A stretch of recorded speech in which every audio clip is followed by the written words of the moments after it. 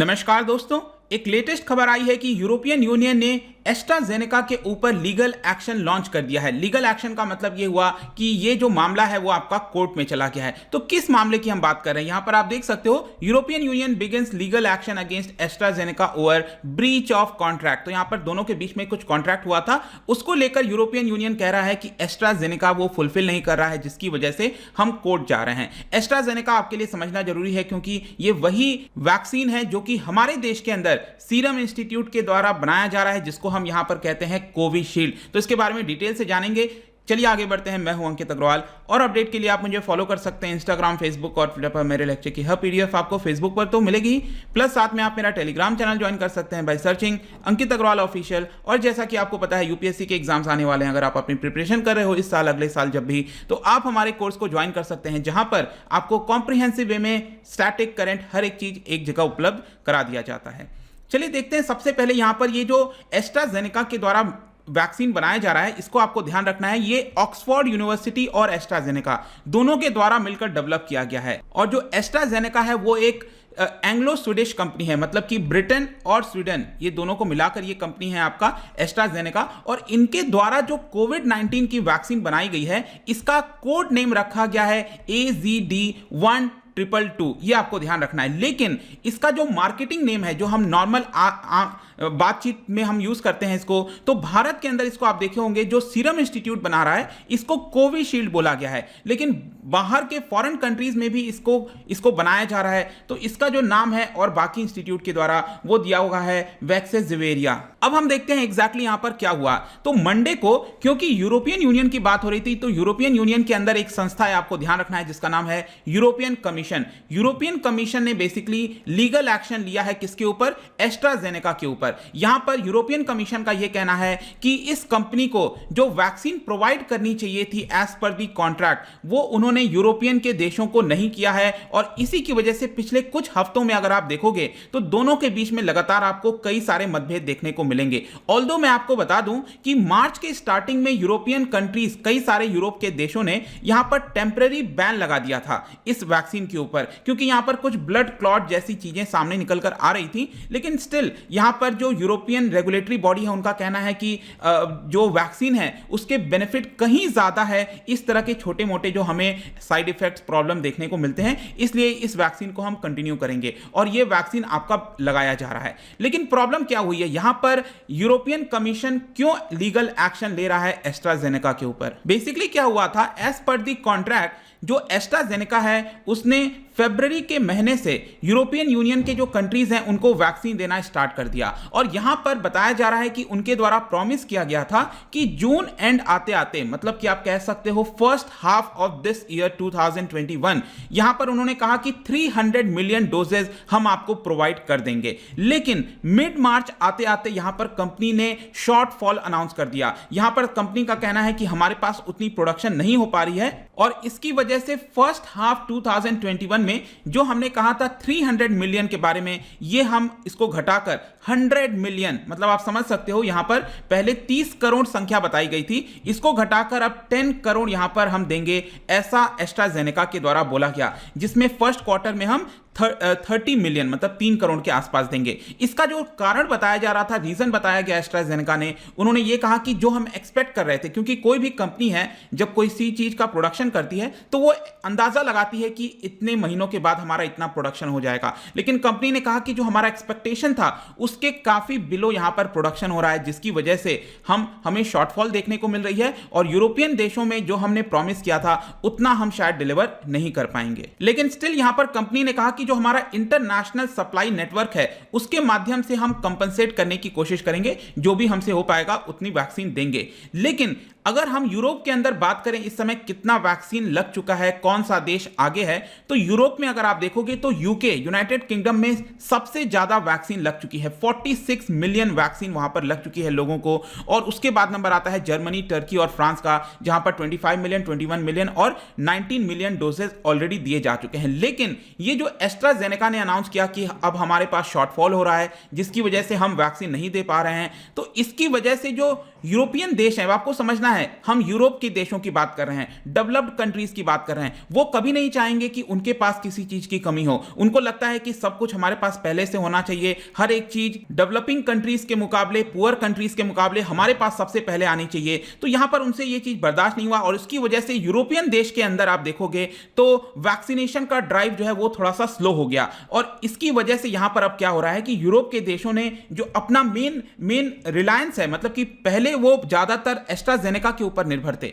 लेकिन अब यहां पर वो कह रहे हैं कि हम फाइजर और बायोएनटेक के ऊपर निर्भर हैं। लेकिन स्टिल अगर उनको वैक्सीनेशन की ड्राइव बढ़ानी है तो इसकी वजह से उनको ये वाला जो वैक्सीन है एस्ट्राजेनेका वो प्रोवाइड करना पड़ेगा। और इसी की वजह से यहां पर यूरोपियन कमीशन ने लीगल एक्शन ले लिया है। लेकिन यहां पर एस्ट्राजेनेका का क्या कहना है, वो यहां पर रेस्पॉन्स में क्या कह रहा है, तो उनका कहना है कि देखिए हम एंड ऑफ अप्रैल आते आते 50 मिलियन डोजेस टोटल यहां पर हम प्रोवाइड कर रहे हैं, डिलीवर कर रहे हैं। तो हमें हमारे हिसाब से जो एग्रीमेंट हुआ है यूरोपियन देशों के साथ, यूरोपियन यूनियन के साथ, वो हम फुल्ली कंप्लाई कर रहे हैं। यहां पर हम किसी भी तरह का ब्रीच नहीं कर रहे हैं और जो भी एडवांस परचेज एग्रीमेंट हुआ था वो उसको हम फुलफिल करने की पूरी कोशिश कर ही रहे हैं। और कोर्ट के अंदर यहां पर हम अपने आप को डिफेंड करेंगे अगर किसी भी प्रकार का केस दर्ज किया जाता है। यहां पर उनके द्वारा बोला गया कि यूरोपियन कमीशन ने जो लिटिगेशन लगाया है वो विदाउट एनी मेरिट है और हम यहां पर सही हैं, ऐसा जो है एस्ट्राजेनेका का कहना है। आई होप कि यहां पर आपको समझ में आ गया होगा पूरा मुद्दा क्या चल रहा है। लेकिन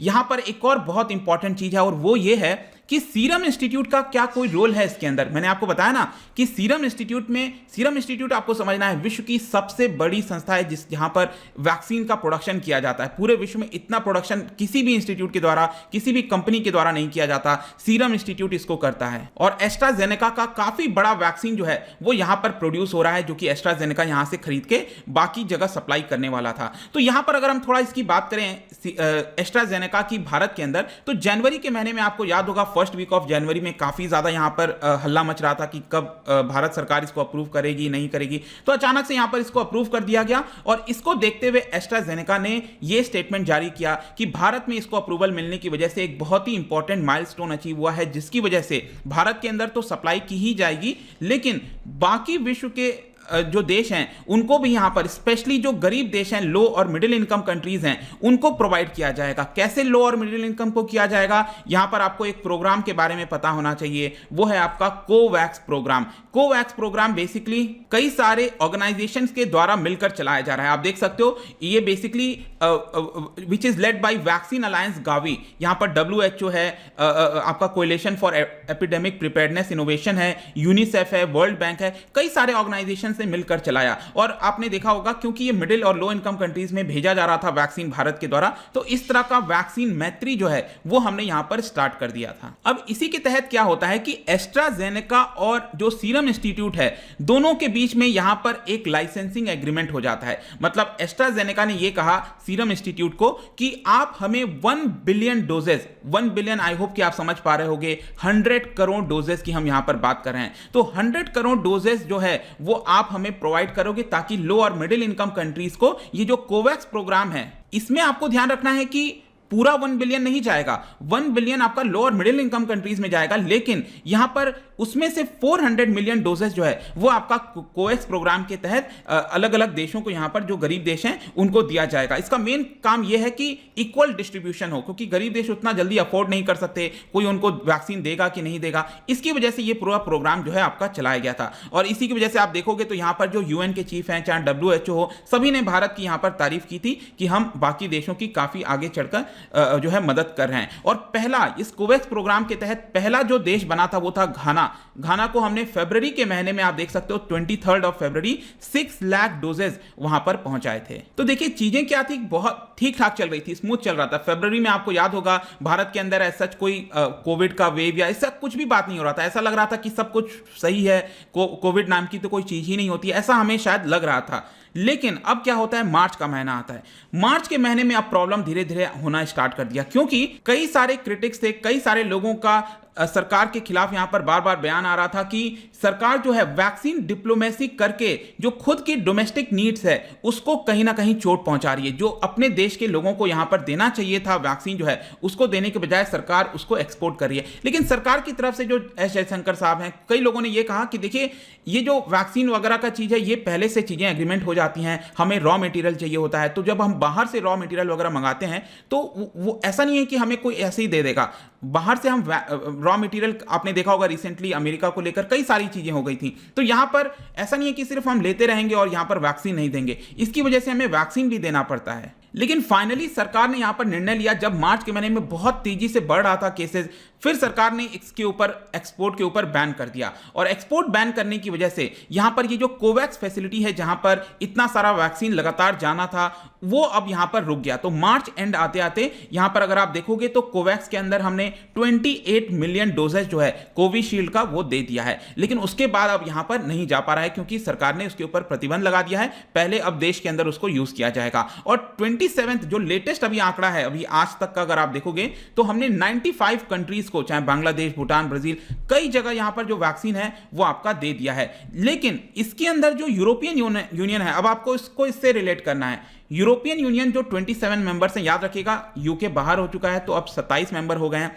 तो 27 मेंबर जो कंट्रीज हैं वहां पर हमने कोई वैक्सीन अभी तक नहीं दिया है। तो अभी तक क्या है, चीजें क्लियर नहीं है कि क्या सीरम इंस्टीट्यूट की वजह से जो यूरोप के अंदर दिक्कत आई है, वैक्सीन की शॉर्टेज आई है, एस्ट्राजेनेका वो डिलीवर नहीं कर पा रहा है, क्या ये भारत की वजह से है? ऐसा शायद उतना लगता नहीं, क्योंकि हमारा जो मेन एम था वो था गरीब और जो मिडिल इनकम कंट्रीज हैं उनको यहां पर वैक्सीन प्रोवाइड करना। तो मे भी हो सकता है थोड़ा बहुत इंटरलिंक्ड होंगी चीजें, लेकिन अभी ये चीज क्लियर नहीं है कि क्या सीरम इंस्टीट्यूट में जो भी प्रोडक्शन हो रहा है उसके बैन जो हमने लगाए हैं क्या उसकी वजह से है।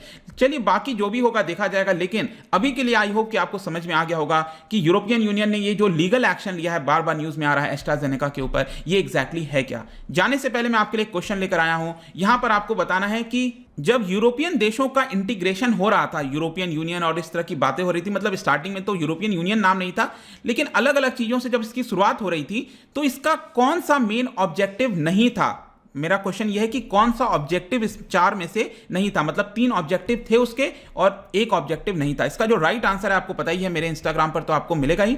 अगर आप वहां पर नहीं हो कोई बात नहीं, टेलीग्राम से भी आप इसका सही उत्तर ले सकते हैं।